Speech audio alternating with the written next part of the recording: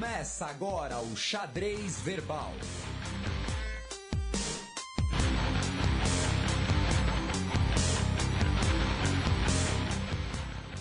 Bom crepúsculo, ouvinte da Central 3. Está começando mais um Xadrez Verbal, o seu semanário de política internacional com o bom humor que nos é peculiar. Desculpa gaguejar um pouco no começo. Estava improvisando. Ele tá comovido com a limonada que estamos bebendo. Se a vida te dá limão... Faz limonada. Faz limonada. E aí, Felipe, como estamos? Estamos bem. Temos muitos recados hoje, Matias. Podemos começar? Vai você primeiro que eu continuo.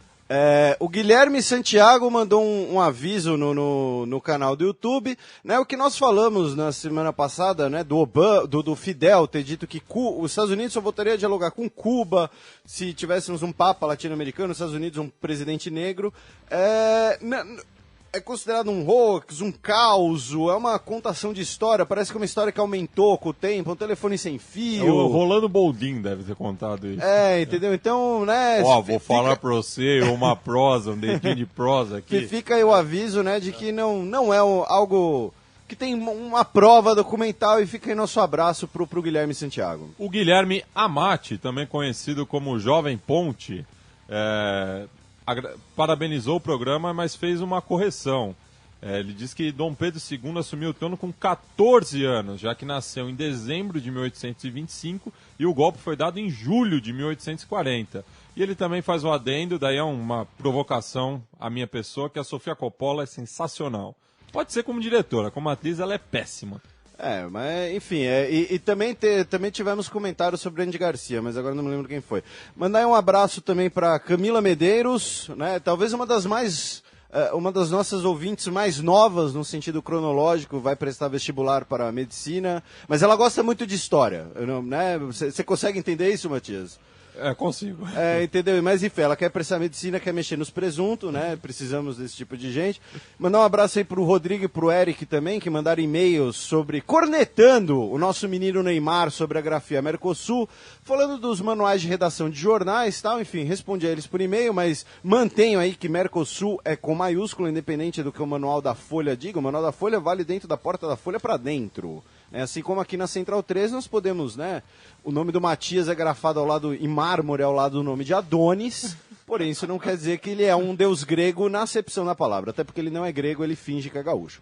Dois companheiros da História USP também mandaram os parabéns pelo programa, o Ricardo Staich e o Fernando Viana, e também na página da Central 3 está o Gabriel Signori. Alô, cadê o Signori? Pepe Signori. Não é o mesmo, claro.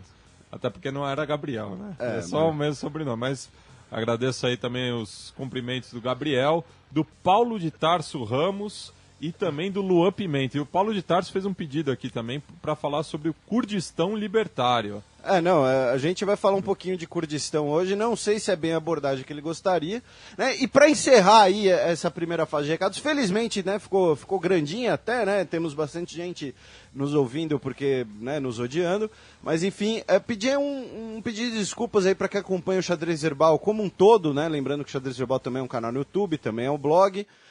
Que essa semana não teve nada no YouTube, não teve vídeos novos nem nada, por questões de agenda. Eu estava muito ocupado contando, né, os milhões... difícil ser estrela, né? Contando os milhões de dólares, né, que nós recebemos aqui. Você estava com o menino Neymar de férias? Exatamente, estava numa balada em Ibiza, não posso contar mais, né, mas enfim.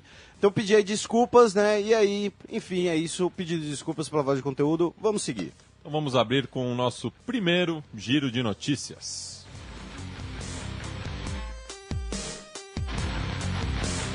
Giro de notícias. Segunda-feira, dia 27 de julho, Brasil supera metas de redução da pobreza estabelecidas pela Organização das Nações Unidas. São as metas do milênio, que foram estabelecidas no ano 2000. Vamos superar a meta e dobrar a meta, que não existe. Daqui a pouco você vai fazer a piadinha da mandioca também. Vamos saudar a mandioca. Eu sou uma das poucas pessoas que sauda a mandioca. Eu realmente...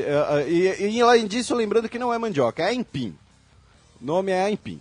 Mas, enfim, né, as metas do milênio foram estabelecidas em 2000 para até 2015, que será o tom da próxima Assembleia Geral da ONU. Já foi o tom, por exemplo, da Declaração de Ufá dos BRICS. Quais serão as novas metas da ONU, já que já chegamos em 2015?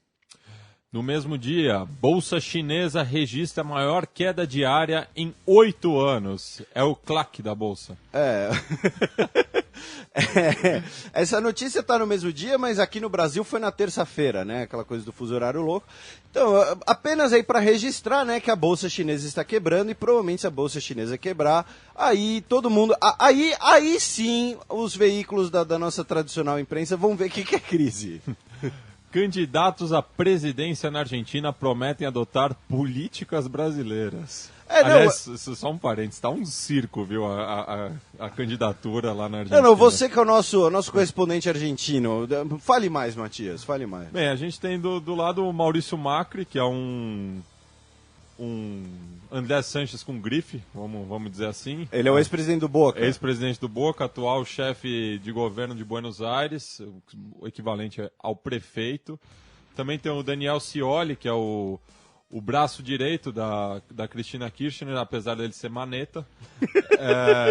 Enfim, e os outros candidatos apelam para a comédia. A campanha está divertidíssima. Eu recomendo assistir qualquer vídeo.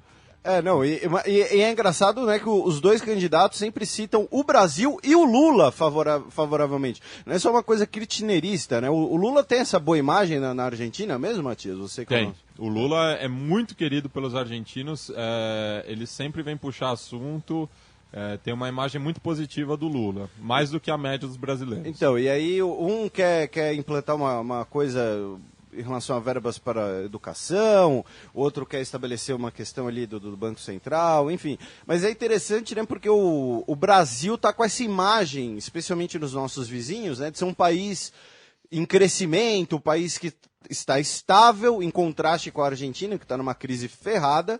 Então acaba, né, a imagem brasileira no exterior é engraçado com a imagem brasileira dentro do próprio Brasil. Então vamos ver, certamente as eleições argentinas aparecerão mais aqui. Também no dia 28, ONU vai mediar conflito territorial entre Guiana e Venezuela, anuncia Ban Ki-moon.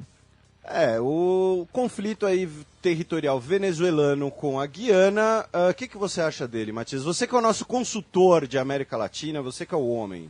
Bem, é um tema muito delicado porque o terreno em questão que a Venezuela está requerendo é quase metade do território guianês. A Guiana, que já não é muito grande, é muito ignorada pelos meios aqui no Brasil. Muitas vezes a gente esquece das Guianas como sendo parte da América do Sul. Apenas esclarecendo aí para o nosso ouvinte, isso foi uma indireta para mim, tá? Devido à nossa reunião de pauta. Mas o terreno que a Venezuela requer, ele está a leste do rio Essequibo, na fronteira, e pega ali o norte do Brasil também, o Roraima. É perto do Oiapoque, não é? Do Monte Roraima. Isso. Então, e está tendo vários saques em regiões, em supermercados dessa região.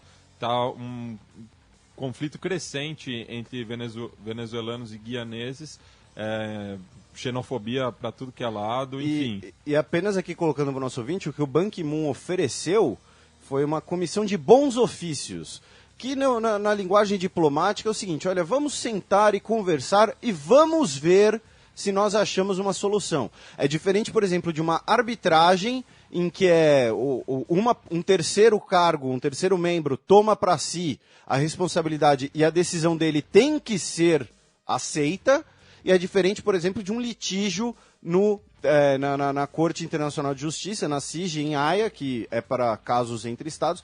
Então essa é apenas uma comissão de bons ofícios, que vamos sentar e conversar e vamos ver como é que a gente resolve isso. E o tratado, né, que formalizou essa perda do território original venezuelano foi assinado em 1897, mas hoje o Maduro reclama, né, que na época existia uma pressão das potências europeias e dos Estados Unidos, então vem essa retórica anti-imperialista. Então, mas também. Aqui, até se estendendo um pouquinho para uma notícia do Giro de Notícias, tem um pouquinho de divergir, né, de diversificar, digamos assim, o foco em relação à Venezuela. Não tem um pouquinho de tirar o foco do racha interno? Da própria crise na Venezuela. Fazendo um paralelo bem porco, né? Mas Guerra das Malvinas em 82, né? Já que a nossa casa tá pegando fogo, vamos tentar vamos apontar pra casa dos outros. Guerra do Chaco nos anos 30 também. É uma manobra bem comum aqui na América do Sul.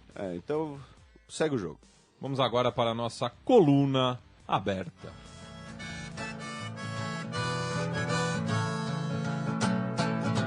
Coluna aberta. Notícia de ontem: Israel autoriza alimentação forçada de prisioneiros em greve de fome. Só uma questão de cunho religioso, já é o Ramadã? Ou... Não, ainda vai vir. Não tem nada a ver. Já é o Ramadã. Segundo, o Ramadã acabou.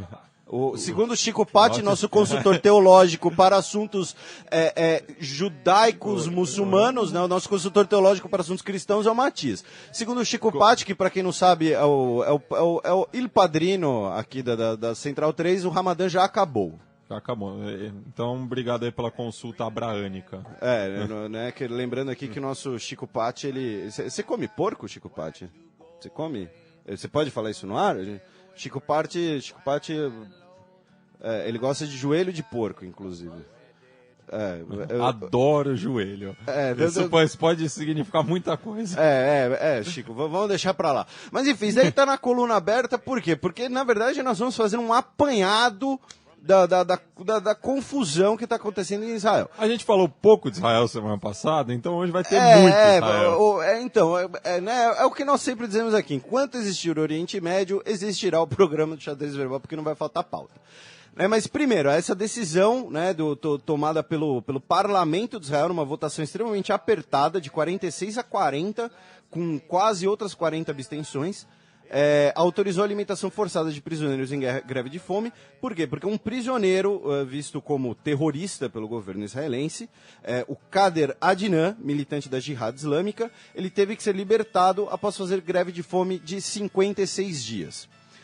A Associação de Médicos de Israel, né, não sei, é como se fosse o Conselho de Medicina, pediu aos médicos israelenses que não tomassem parte desse procedimento, que não concordassem com isso, disseram que vão levar o tema à Corte Suprema. Um representante da Cruz Vermelha disse que isso é uma forma de tortura, e o Benjamin Netanyahu disse que isso é para garantir a segurança dos terroristas. É uma visão um pouquinho, né? Lembrando, né, que, enfim, o Netanyahu não é uma pessoa muito bem querida por muita gente, né? Não é só principalmente por nós. Mas enfim. Agora, complementando, nós tivemos também um incêndio criminoso no sentido de que foi alguém que tacou fogo numa residência de palestinos perto de uma colônia israelense por judeus extremistas, que matou um bebê. O próprio Benjamin Netanyahu disse que terroristas não serão aceitos independentes da religião e que os acusados serão procurados, serão processados. Inclusive, ele procurou o próprio Mahmoud Abbas, líder da Palestina, para prestar suas condolências. E, finalmente, nós tivemos um extremista ultra-ortodoxo, não vou dizer maluco, mas enfim, né, que na última parada gay, foi em Jerusalém ou foi em Tel Aviv? Foi em Tel Aviv, foi em Tel Aviv. Ele esfaqueou 6 pessoas, 2 estão em estado grave, né? Então nós temos aí essa coletânea, digamos assim, essa miscelânea de temas em Israel, mas que no fundo são todos ligados ao mesmo assunto. Uma grande intolerância, no caso, tanto mútua, como, por exemplo, você pensar, né, o próprio o Kader Adnan, que foi libertado, ele não era nenhum inocente, ele era inclusive um militante, confesso, extremista, dos que acha que o Estado de Israel não pode existir. Mas também nós temos a intolerância do lado, especialmente de comunidades ultra-ortodoxas israelenses. Ou seja, não é nem a questão do parlamento, porque como nós vimos no parlamento, essa questão dos prisioneiros em greve de fome, foi uma votação apertada, a Associação Médica Israelense vai recorrer, ou seja, não é um ponto passivo. Porém, nós temos essas comunidades ultra-ortodoxas que vão incendiar uma residência palestina por estar num terreno teoricamente palestino, né? São colônias na Cisjordânia.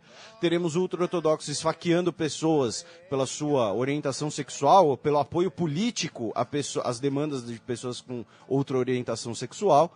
Então, enfim, fazendo esse apanhado todo, o cenário é de extrema intolerância, inclusive no debate interno de Israel. Agora a pergunta que fica, Matias, uma pessoa que esteja em greve de fome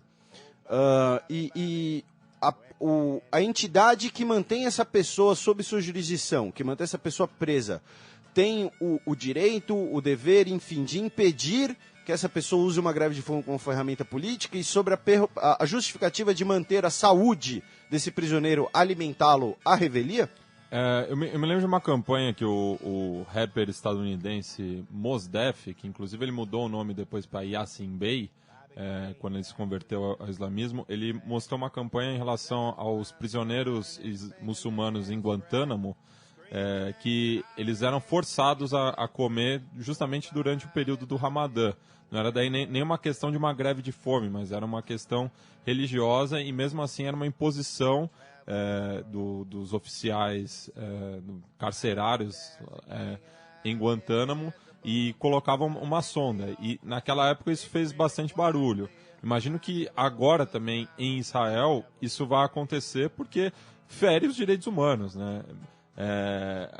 A greve de fome é um instrumento válido, ainda mais para numa ação de não violência dentro de uma prisão política.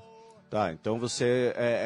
E lembrando que essa questão da alimentação forçada tem vários tipos, porém falam justamente como uma forma de tortura, porque como o Matias disse... É uma sonda. É uma sonda enfiada pelo esôfago da pessoa. Sabe quando vocês veem aquela imagem do ganso para fazer foie gras, que entope ele de comida direto no estômago? Semelhante. É mais ou menos isso. Né? Então... E isso é uma coisa que acontece 3 vezes por dia em Guantánamo, é uma sessão que dura de 10 a 15 minutos. O Mos Def, quando gravou esse vídeo, não passou do 5º minuto. Entendi. Porque é brutal a forma como é feita. Então, enfim, sobre essa justificativa de que é para defender a saúde dos detentos, pela sua vida, porém, primeiro, tem essa questão, né, de como você disse, fere a questão da dignidade humana, e segundo, a greve de fome ela é uma ferramenta política válida. Especialmente em prisões arbitrárias, porque aí entramos em outro tema. Embora o caso do cara que tenha sido libertado fosse claramente um cara extremista, nós temos os casos na qual ele estava inserido, inclusive, da chamada prisão administrativa, que é uma medida judicial israelense que ela autoriza a prisão das pessoas sem que a acusação seja feita sem que uma acusação formal seja feita e sem representação de defesa, ou seja, sem advogado. É mais ou menos o seguinte, olha, você tem essa cara aí de terrorista islâmico, você está preso. Ah, mas o que eu fiz? Não, você fez alguma coisa, você está preso. E aí o cara fala, não, estou preso justamente, vou fazer greve de fome para tentar chamar atenção para esse problema e vão lá e vão alimentá-lo de forma forçada. Né? Segundo uma organização chamada Adamir, não sei se a pronúncia está correta, me desculpem, atualmente temos 300 de palestinos detidos em Israel por prisão administrativa. Né? Então, temos aí esse problema. O primeiro problema é um problema que envolve diretamente o Estado israelense, né? Já que o parlamento aprovou. E temos aí a segunda questão, que estão ligadas, que é de uma intolerância social, uma intolerância política, uma intolerância baseada em preceitos religiosos, né? Um destino manifesto, por assim dizer, né? Dentro da sociedade israelense. E como nós vimos, né? O caso da parada gay não tem nada a ver com palestino ou com terror islâmico. Era um judeu esfaqueando outros judeus israelenses por uma questão de religiosa e de orientação sexual. Lembrando que o Estado de Israel ele é curioso nesse sentido, porque o Estado de Israel não celebra casamento entre as mesmas pessoas, porque o casamento dentro do Estado de Israel é celebrado por rabinos, né? Não existe a figura do casamento civil. Porém, o juiz de paz. Porém, o Estado de Israel, ele reconhece casamentos civis de outros países, inclusive casamentos entre pessoas do mesmo sexo. Então, por exemplo, se 2 cidadãos israelenses querem se casar, eles podem ir até um país em que esse casamento é admissível, se casam, retornam a Israel e têm esse Estado civil reconhecido. É uma coisa meio paradoxal.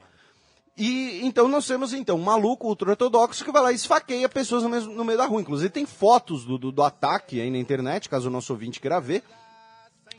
O cara simplesmente pegou uma faca e saiu atacando as pessoas. E, finalmente, o evento mais recente, mais trágico, que resultou na morte de um bebê de 1 ano e 6 meses, foi o incêndio a uma casa palestina por colonos extremistas israelenses. Lembrando que a última operação na faixa de Gaza, né, que resultou em todas aquelas mortes, em toda aquela destruição, foi decorrente de disputas entre colonos extremistas e palestinos nesses territórios disputados, que são territórios palestinos ocupados por colonos israelenses, que o Estado de Israel não faz nada para corrigir essa situação ilegal. E quando eu digo ilegal, quem declara isso é a comunidade internacional. Até mesmo o grande aliado de Israel, os Estados Unidos, declara que esses assentamentos israelenses ultra-ortodoxos em terras palestinas são ilegais.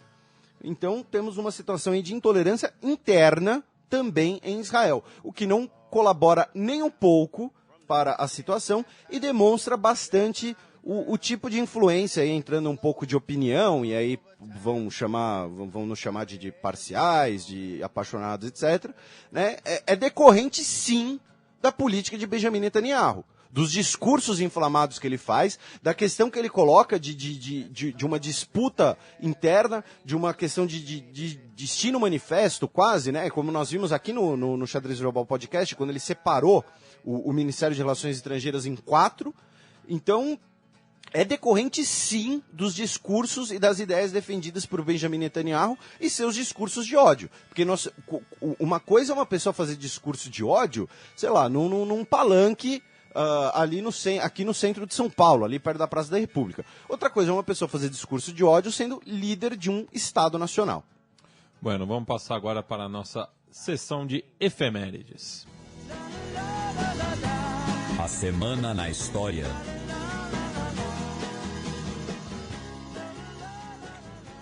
30 de julho de 1930, às 85 anos atrás, era disputado o primeiro Mundial de Futebol. Aonde, em Alemanha? Que eu acho que foi no Rio Grande do Sul. Na República Oriental do Uruguai, o anfitrião que se sagrou campeão e entrou de vez para a história do futebol, afinal já tinha 2 ouros olímpicos em 24 e 28. Eu não tenho nenhum comentário. Eu coloquei essa efeméride no nosso roteiro especialmente para você. Saco. Obrigado. Especialmente para você, Matheus. Obrigado. Você pode fazer um monólogo aí. E você colocou aqui Copa do Mundo, eu só corrijo, né? Eu até corrigi, porque na época ainda não era Copa do Mundo. A Copa em disputa era Jules Rimet. A Copa do Mundo é o nome do troféu a partir de 74. Então é o Campeonato Mundial de Futebol. Tá, você vai ficar cagando regra em relação a isso. É que as pessoas confundem. A Copa do Mundo é disputada desde 74. É que o nosso ouvinte não necessariamente é o mesmo público, né? O público esportivo e tal, mas é a mesma coisa do Robertão e do brasileiro, filho. É a mesma coisa. Tá, mas o Palmeiras tem 8 campeonatos, então. O Palmeiras tem 8 campeonatos brasileiros, o senhor aceite isso com essa camisetinha aí, Guerra e Paz, essa barba aí de hippie. Tá, ok. Um abraço pro ouvinte Bruno Fares, viu?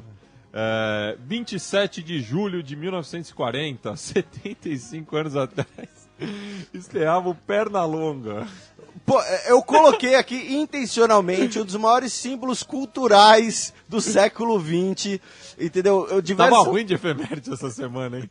Diversas das suas expressões entraram pra história, entendeu? O que é a velhinha e coloca cenoura na espingarda do Hortelino troca letras. Então, 75 anos atrás, estreia do Pernalonga. Aliás, veio Space Jam 2, hein?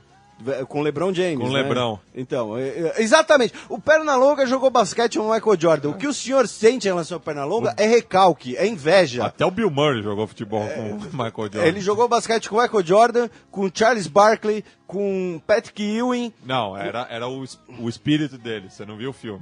Não, eu vi o filme mais de uma vez. Quais eram os outros dois? Era o Sean Bradley, o Muggsy Bogues e o Larry Johnson. Isso, exato. Então, o senhor sente recalque em relação à Pernalonga, mas tá aí, 75 anos de Pernalonga, que é muito mais legal que o Mickey.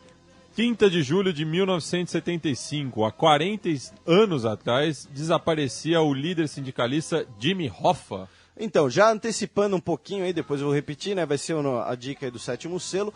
Jimmy Hoffa era um importante líder trabalhista nos Estados Unidos. Ele desapareceu sem deixar vestígio, ninguém assumiu a autoria, não foi um sequestro nunca acharam restos mortais. Ele foi declarado legalmente morto, se não me engano, em 82, alguns anos depois, a pedido inclusive da própria família, né? Porque precisava seguir a vida por questões legais e tal. Então, 40 anos atrás, desapareceu Jimmy Hoffa, que é um dos grandes mistérios, digamos assim, recentes dos Estados Unidos, porque ele é um cara extremamente relevante, uma luta extremamente relevante, e não se sabe até hoje absolutamente nada do paradeiro dele. E para os poderes na época foi muito conveniente o sumiço dele. Então, né? O que não falta é teoria da conspiração, às vezes nem tão conspiratória assim, sobre por que ele sumiu, né? Tem um especial do History Channel sobre o Jimmy Hoffa? Não sei, mas aí a ligação dele com nazistas ou os aliens? Ou com nazistas ou com os aliens. Os aliens sumiram com o Jimmy Hoffa e levaram ele para a antiga cultura maia, né? Porque os maias não existiram, foram aliens. Ele tá no meio de uma pirâmide ali. Enfim, vamos agora para o match!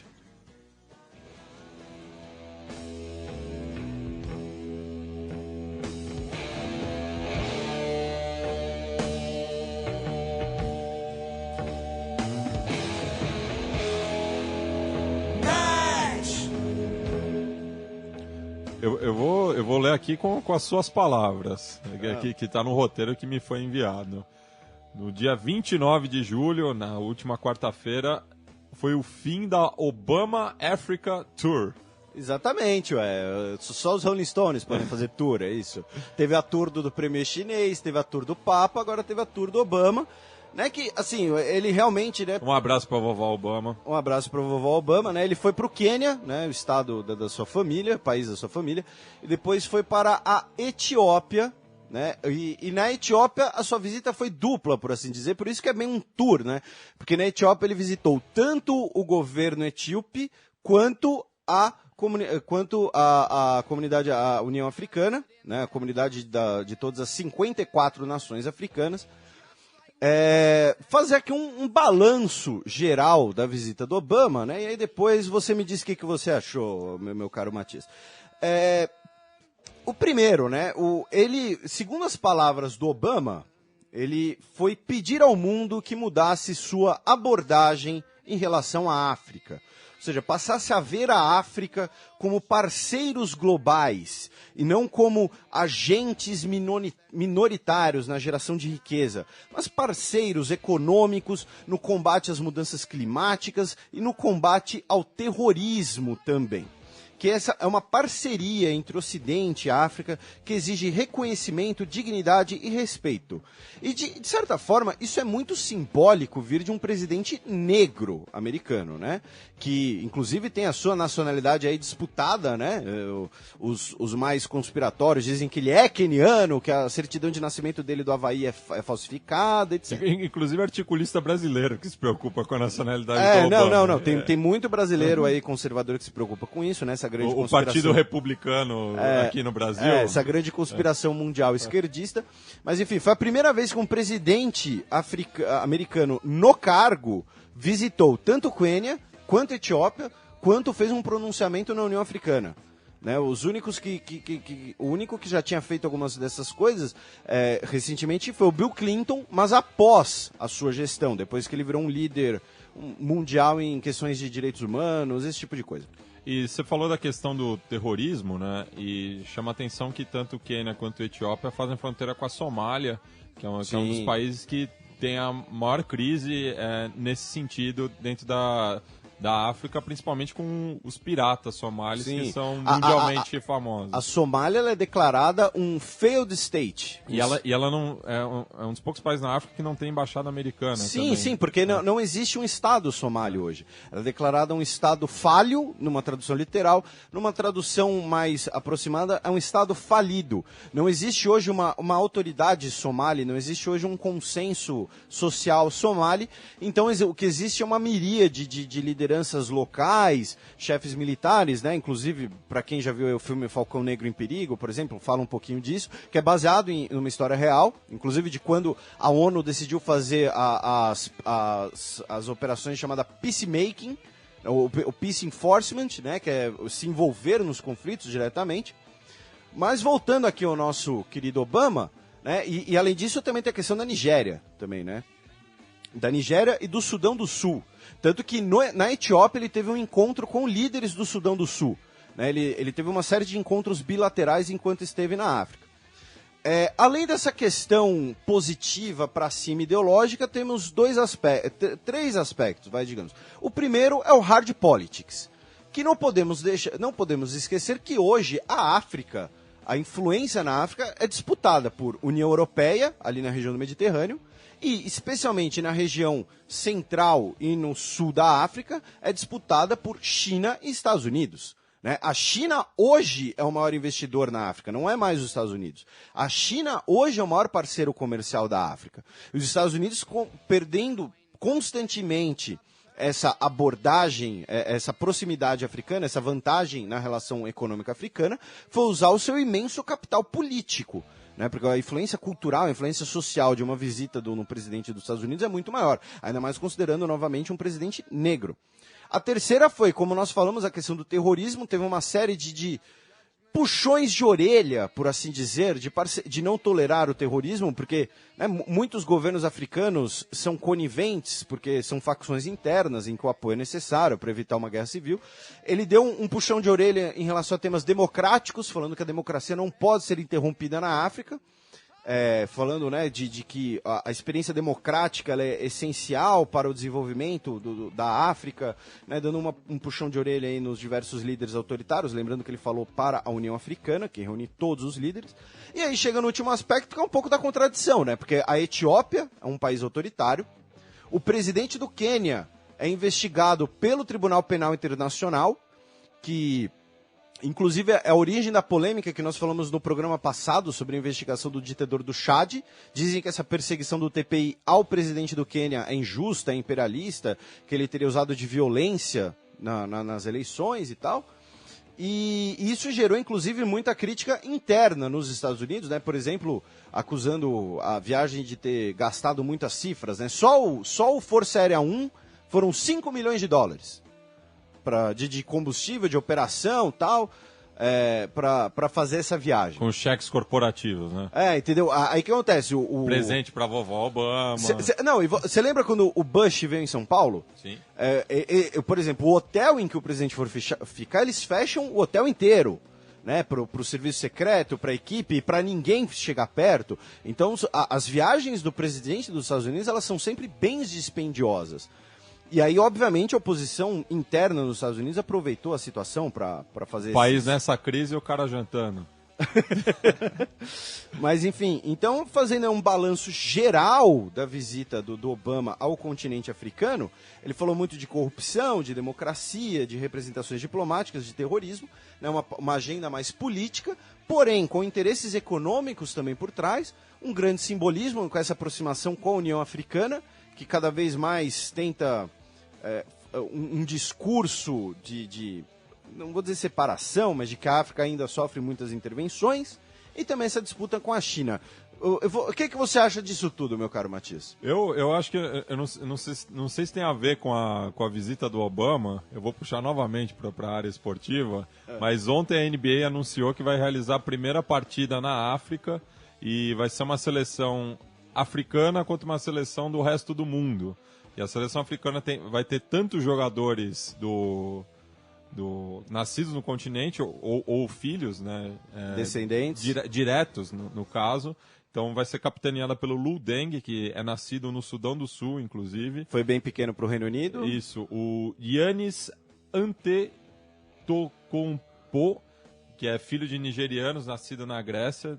O Nicolas Batum, que é filho de camaroneses. O Boris Diaw, que é filho de senegaleses. E o Serge Ibaka, que é do Congo. É do Congo, joga pela Espanha. É um timaço aí de estrelas, né? Vai chamar a atenção, vai dar uma representatividade. E tem tanto o Dikembe Mutombo e o Hakim Olajuwon, que são embaixadores da NBA, tanto na África quanto no mundo. E desde o draft do Olajuwon, que foi o primeiro africano a jogar na liga, já passaram mais de 35 jogadores nascidos no continente africano na Liga Norte-Americana de Basquetebol. Eu agradeço essa notícia dos nossos amigos do Homens Brancos Não Sabem Blogar. Que também são aqui da nossa querida são Central 3. Da Central 3, às segundas-feiras, às 9 da noite. Fica aí o convite para quem ouve apenas xadrez verbal, eventualmente gosta de basquete, quer se informar, fica aí. Né, fazer um pequeno jabá interno, mas o Olajuwon, né, você mencionou, ele tem uma história interessante, porque ele é nigeriano, ele é um islâmico praticante, né, tanto que ele reside na Jordânia. E ele mostra como pode existir essa ponte entre o Islã e a cultura ocidental, né? Não apenas baseada no extremismo, na desconfiança, no ódio. Que, por exemplo, ele foi receber uma homenagem em Houston, queriam fazer uma estátua dele. Isso é proibido pelo Islã. Né? A origem, por exemplo, das críticas a você fazer uma caricatura de Maomé não é apenas por ser Maomé, porque eles proíbem a representação humana, que é vista como uma criação divina. Apenas Deus pode desenhar o homem. E aí conseguiram fazer no meu termo uma homenagem que, na verdade, é uma estátua da camisa dele. Não é dele, é da camisa dele, mas sem o desenho humano. E ele é um cara bem respeitado nos Estados Unidos, e ele jogava no Texas, né, que é um estado mais conservador, mais republicano, ali do Centro-Oeste. Então é uma boa demonstração aí como o esporte pode ser uma ferramenta de tolerância dentro dessa agenda política de valorização da África, né, de cobrança, mas também de cobrança, né? Apenas aqui complementando, por exemplo, Obama fez críticas diretas ao governo do nosso querido Burundi, né, falando que é um exemplo de país onde os líderes se sentem acima da lei. Então, realmente, o autoritarismo e a corrupção são dois problemas ainda endêmicos, tanto na América Latina quanto na África. Bueno, vamos passar agora para o cheque da semana.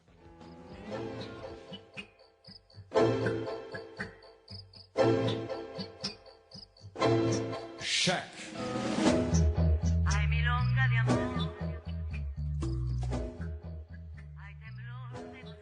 Presidente turco diz que paz com curdos é impossível e inflama disputa. A gente já estava prevendo isso, né? Nos últimos programas, com a ofensiva turca agora na fronteira ali com a Síria. Sim, aqui nós temos novamente dois aspectos. Isso é sempre essencial lembrar os nossos ouvintes, né? Sejam eles vestibulandos, sejam eles senhores de meia idade, sejam eles mulheres já formadas, enfim, que você falar de política internacional não é um assunto, não é um tema deslocado das políticas internas dos países, incluindo o Brasil. Então não é que nós falamos de política internacional e esquecemos o Brasil. É porque, primeiro, a nossa vizinhança afeta o Brasil e nos outros países sempre os assuntos estão ligados. No caso da Turquia, a relação da Turquia com os curdos, ela vai ter um desdobramento internacional, um desdobramento interno da política turca, que é um membro da OTAN, é um aliado dos Estados Unidos, ou seja, afeta o globo como um todo, além de uma grande comunidade no Brasil. Então, apenas lembrando aí que nós falamos de política internacional porque política internacional é um assunto essencial que muitas vezes é tratado como mera curiosidade, como ou secundário. Como algo secundário ou nota de rodapé na grande imprensa, enfim. Óbvio, falar da nossa prefeitura é importante, mas não podemos esquecer do mundo. Voltando aqui pro assunto, né? O nosso meio tchecoviano isso aí, né? Como assim? De contar pra minha aldeia. Tem isso, né? O rio da minha aldeia, mas enfim. O nosso querido Erdogan, É o presidente da Turquia, um cara extremamente... Novamente, querido pra você, cara. Eu uso... O meu querido, ele tem um quê de irônico. A não ser quando eu falo de você, você é querido. Obrigado, mas cuidado com a primeira pessoa do plural. Tá bom, desculpa. O maldito Erdogan, Aí sim. esse autoritário do cacete, enfim, ele deu essa declaração extremamente lamentável, falando que a paz com os curdos é impossível, né? Você usar termos como impossível sempre, nunca, não é recomendável quando você está conversando com o seu coleguinha. Isso a gente aprende no primeiro semestre na faculdade de História. Não é recomendável quando você está falando de futebol na mesa do boteco. Imagina você falar isso como líder de um país em relação a outro povo. É extremamente lamentável, é traumático, né? Traumático no sentido de gerar consequências, mas por que ele falou isso? Primeiro, porque pela primeira vez, desde a dissolução do Império Turco-Otomano, nós temos a possibilidade concreta do estabelecimento de um Kurdistão independente, já que o povo curdo está lutando contra o Estado Islâmico, tanto no Iraque, quanto na Síria, quanto no sul da Turquia, e conseguindo manter um território sob a sua administração, sob o seu controle. E inclusive com a denúncia que nós repercutimos no programa anterior, de que o serviço secreto turco ajuda o Estado Islâmico dentro da Turquia para atacar os curdos. E o segundo aspecto interno é o seguinte: o Erdogan não é um cara extremamente democrático, ele baseou o seu último governo numa maioridade absoluta dentro do parlamento. Essa maioridade foi ferida por quê? Porque o partido dos curdos, o HDP, o Partido Democrático do Povo, que é um partido curdo de representação legal, não é um movimento armado, ele conseguiu 13% dos votos na última eleição, em junho, superando uma barreira dos 10%, conseguindo uma representação maior, que era a barreira anterior, e tirando, então, do partido do Erdogan a maioridade absoluta. Por isso, se o Erdogan não conseguir formar uma coligação governamental, não conseguir fazer concessões, né, em nome da boa e velha governabilidade, que nós brasileiros conhecemos muito bem, terão que ser convocadas novas eleições. Então, o que ele quer, ao atacar os curdos, é tanto atacar o movimento curdo, o PKK, o Partido dos Trabalhadores do Kurdistão, que é considerado um movimento terrorista pela Turquia, quanto enfraquecer o movimento político democrático curdo para conseguir de novo uma maioridade para o seu partido e conseguir de novo impor medidas autoritárias como silenciar a imprensa, silenciar a oposição, baseado num amparo legal, mas legal do ponto de vista completamente cínico, já que é um amparo legal apenas por ter a maioria absoluta dentro do seu parlamento. Então, a partir da semana passada, a Turquia passou a realizar ataques contra o Estado Islâmico, especialmente no norte da Síria, que é a fronteira, que do ponto de vista humanitário é mais problemática para a própria Turquia. Convocou-se uma reunião de emergência em Bruxelas, da cúpula da OTAN, que é um tipo de reunião que não é convocada frequentemente, foram convocadas apenas 5 ou 6 na história, sobre a Turquia com a justificativa de que sua integridade territorial está em risco. Ou seja, eles estão justamente com medo da formação de um Kurdistão independente para o povo curdo.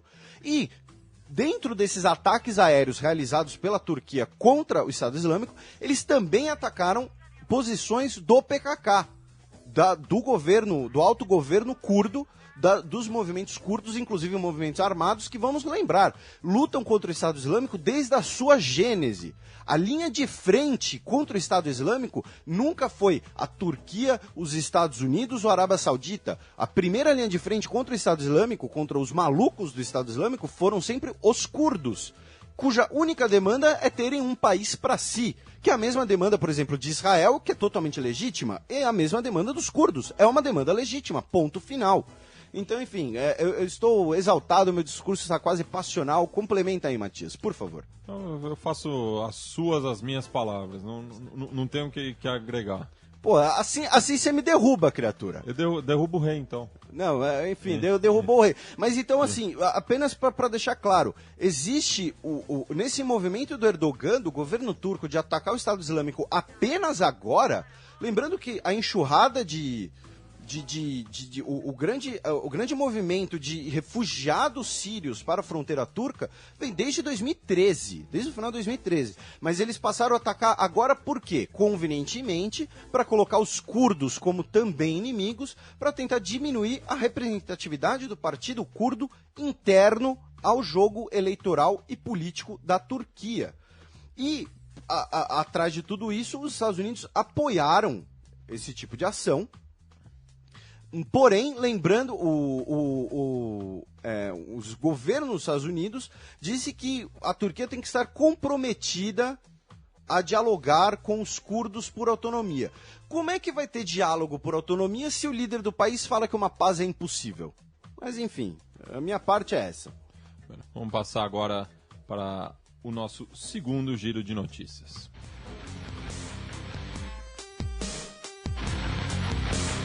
Giro de notícias. Notícia do dia 28 de julho. Líbia condena filho do ex-ditador Gaddafi à morte por crimes de guerra. Esse é o filho que tentou jogar bola na Itália? Não, acho que esse foi morto no golpe. Não sei. Mas não, ele não tem, ele comprou o Perugia, não foi? Sim, pro filho jogar. Enfim, é o Saif al-Islam Gaddafi. Só que tem um detalhe, ele foi condenado à morte in absentia, né, sem estar presente no próprio julgamento, que é considerado um desvio do padrão da justiça, porque ele está prisioneiro de outra milícia. Lembrando que a Líbia hoje tem até, inclusive, um texto no blog Xadrez Verbal, para quem quiser ver, vai lá na busca, digita Líbia, tem bastante coisa. Tem uma categoria especial apenas sobre o Oriente Médio e a Líbia, do ponto de vista geopolítico do Oriente Médio. A Líbia hoje é uma colcha de retalhos, né? Nós temos uma força que se vê como legítima representante do povo líbio contra outra força dessas, o Estado Islâmico envolvido e ainda uma pequena milícia, digamos assim, gadafista. Então temos aí um julgamento, porém em absente, porque ele está em posse do outro grupo. Do dia 29, Índia deve se tornar o país mais populoso do mundo em 2022, diz relatório da Organização das Nações Unidas. Lembrando que 2022 é depois de amanhã, né? É logo ali. E a Índia, ela tem essa questão da população e ela territorialmente é bem menor que a China. Então, a China, inclusive, segundo o mesmo estudo, a partir de 2050, a China terá um déficit demográfico, né? Porque a política de um filho deles vão começar a sentir os efeitos dessa política. Né? Lembrando que isso é só para as áreas urbanas, que são a maioria, né? No campo ainda pode ter... ter dois. Pode ter dois. Esbanjando o filho, hein? O filho ostentação. Na verdade, você até pode ter mais filhos, mas você tem que pagar muito imposto, né? Tem isso. Ou seja, os caras, se é bilionário, pode ter mais filho. Mas então, e a Índia não tem nenhum tipo de controle demográfico, nada disso, num território bem menor, até pela cultura hindu também, né? Da fertilidade e tal. Então a Índia, e isso eventualmente vai se tornar um problema regional, porque essa população, ela não tem digamos assim, para onde esparramar. Já que a Índia não tem boas relações com nenhum de seus vizinhos. E mesmo seus vizinhos são bastante populosos também. Sim, o Bangladesh, o Paquistão, né? Então, o Sri Lanka, que é uma ilha a próxima... região dos Tamis. Então, a solução vai ser povoar o Tibete. A independência vai do mandar Tibete... para montanha. Vai ser povoar o Tibete. Notícia de ontem. Talibã afegão confirma a morte do Mullah Omar e aponta novo líder. Agora, a bizarrice. O Mullah Omar ele estava morto desde 2013. Mas eles apenas anunciaram isso ontem. Olha só, olha a doideira. Eles anunciaram isso ontem apenas para não enfraquecer o processo de paz. Né? A negociação entre o governo afegão e o governo, entre aspas, talibã, que ainda controla boa parte do Afeganistão. Né? E o Talibã, ao contrário do Estado Islâmico, ele tem uma visão muito mais nacional das coisas. Né? O Talibã quer dominar o Afeganistão, o Estado Islâmico quer dominar o mundo. Mas logo depois que anunciaram a morte do Mullah Omar, já surgiu uma dissidência do Talibã que se juntou ao Estado Islâmico. Logo depois. Então, assim, eles adiaram o negócio para não prejudicar o processo de paz, no final das contas acabou prejudicando o processo de paz do mesmo jeito. Então, provavelmente o bicho vai voltar a pegar no Afeganistão. Breaking news agora. Segundo David Cameron, o Reino Unido não será um refúgio seguro para enxame de imigrantes. Lembrando que refúgio seguro e enxame tem Estão em aspas, aspas, porque foram palavras dele. Inclusive a oposição do Reino Unido e uma associação de direitos humanos já declararam a caracterização do fluxo de imigrantes como um enxame lamentável. Né, o que está rolando agora no Reino Unido é que o governo Cameron, há muito tempo, eles fizeram um grande cerco nos aeroportos, né, e nos portos, para você não conseguir, os imigrantes não conseguirem chegar por esses meios. Agora, o que esses imigrantes estão fazendo? Eles estão indo para a França, para a região de Calais, e indo para a Inglaterra pelo Eurotúnel. E aí, aquele misto de histórias loucas e extremamente tristes. Tem cara que vai pelo Eurotúnel pendurado debaixo do ônibus, assim, entre o ônibus e o asfalto. Entendeu?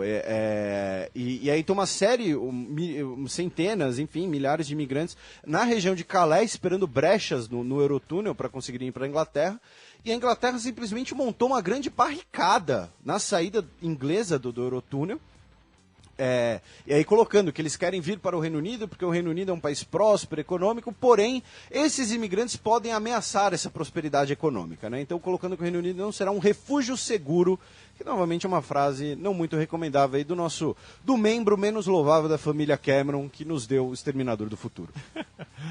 Bem, o menino Neymar está de férias essa semana. Semana não temos tem. menino Neymar. Eu recomendo vocês ouvirem o Futebol Urgente dessa semana, que fala das férias do menino Neymar.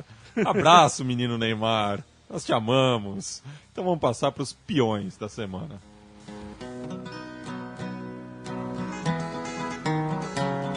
Os peões. A bullet from the back of a bush took Medgar Evers' blood. Felipe, quais são os peões isolados essa semana? Que ficam nesse chove não molha aí. O peão isolado interno da Central 3 para o nosso Creuzebeck é o Bob Dylan, que ele odeia essa vinheta do Bob Dylan. Os ouvintes talvez ouçam pelo microfone do Matias, mas ele fica satirizando o estilo do Bob Dylan. Porém, os peões isolados da semana são Caetano Veloso e Gilberto Gil, e a explanação disso é do senhor. Bem, essa turnê mundial deles já gerou polêmica quando eles anunciaram as cidades a serem visitadas, justamente por tocarem em Israel. E quem levantou essa lebre foi o Roger Waters, o frontman do Pink Floyd, que hoje não está mais no grupo, mas ficou conhecido assim na música internacional, porque o Roger Waters faz parte do BDS, né, que é a campanha de boicote ao Estado de Israel enquanto estiver ocupando territórios palestinos. E Caetano e Gil não só se apresentaram no Estado de Israel, como visitaram um desses territórios ocupados e se encontraram com o Shimon Peres, que, entre muitas coisas, foi responsável por ataques ao Líbano e também a expansão do Estado de Israel nessas ocupações. A figura do Shimon Peres ela é bem dúbia, né? Porque no início do seu governo ele era um cara mais, né, progressista. Então ele é uma figura um pouco dúbia. O Shimon Peres é Nobel da Paz, inclusive, não é? Sim. Então enfim. Mas. E aqui Mas se o Obama também mas aproveitando aqui a sessão peões, né? Mandar um abraço aí pro meu amigo Heitor, do canal Central do Xadrez. Muita gente às vezes vai parar no xadrez verbal procurando xadrez, o jogo xadrez. Se for o seu caso, vá até a Central do Xadrez. Não é merchan, tá? É na brodagem mesmo, né? Ele apenas nos pagou $100 mil. Mas, enfim, ele vai te ensinar a jogar xadrez. Se você já sabe, você vai melhorar. E eu recomendo um artigo publicado por dois cidadãos israelenses, Ofer Neyman e Jonathan Shapira, no Globo, do dia 29 de julho, cujo título é A Vergonha de Caetano e Gil Israel, porque, vou dar umas aspas do Caetano aqui, que ele disse: acho inaceitável a ocupação, mas sou só um brasileiro visitante cantor. Esse é um problema dos israelenses. E o que esses dois cidadãos israelenses mostram é que esse não é um problema apenas israelense, já que Brasil e Israel têm um acordo de intercâmbio bélico que chega na casa de $1 bilhão. Manda esse link aí que depois, aproveitando o gancho, alguns dos nossos ouvintes às vezes pedem para a gente colocar as dicas ou as referências, às vezes nos textos, nos posts. Então, se você entrar lá no xadrezverbal.com, no post do podcast, agora, a partir de agora, já que vocês pediram, vai ter sempre ali, a dica de filme foi essa, a música foi essa, a dica de leitura foi essa, então vai ter lá. E agora falamos do peão promovido? Sim, peão promovido. O leão promovido não foi, né? Foi um ato falho, mas o peão promovido da semana é o Leão Cecil. O rei da selva. O rei da selva, o símbolo do Zimbábue, que foi assassinado por um covarde de merda espanhol. Eu não tenho outras palavras, nós não vamos citar o nome dele. Inclusive, eu vi uma notícia esses dias, fiquei até feliz que devido ao boicote, o consultório de dentista dele está entrando em crise. Enfim, foi assassinado por um suposto caçador, lembrando que caça por prazer em 2015. É uma completa imbecilidade, né? Uma coisa é você... o abate para subsistência, para questões, enfim, questões, zonas rurais, zonas remotas. Outra coisa é um turista pagar pelo direito de matar um animal por mero prazer, que eu me recuso a chamar isso de esporte, isso está mais para sadismo. Então aí o peão promovido, né, o programa de hoje... Em memória, o Leão Cecil. E $50 mil, né, foi o valor que esse dentista pagou pelo abate do animal. Pelo direito a abater este animal. Enfim, mundo de doido. Vamos para o 7º selo, as dicas culturais da semana. DJ Muzz. The Almighty. DJ Muzz. 7º selo.